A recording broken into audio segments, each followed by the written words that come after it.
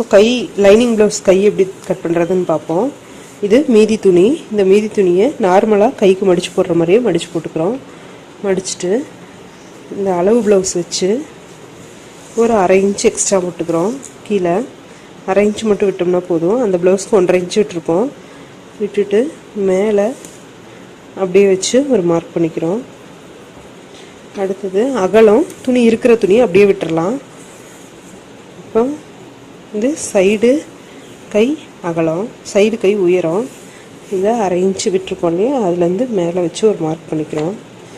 இப்போ 2 மார்க் கிடச்சிருச்சு நமக்கு. இதில் ஒரு வளைவு வரைஞ்சிக்கிறோம். அவ்வளோதான். இப்போ வரைஞ்சாச்சு.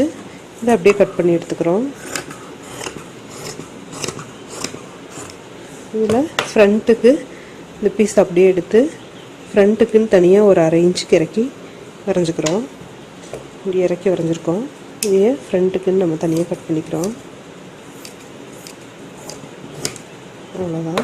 இப்போது இதையே நம்ம சாரியில் இந்த கட் பண்ண ப்ளவுஸ் பீட்டு மேலே போட்டு கட் பண்ணிட்டோம்னா இதுதான் லைனிங் ப்ளவுஸ். இப்போ இந்த துணி மேலே இப்படியே போட்டு மார்க் பண்ணுறதுனா பண்ணலாம், இல்லை இதை அப்படியே பின் பண்ணிவிட்டு நம்ம கட் பண்ணிக்கலாம்.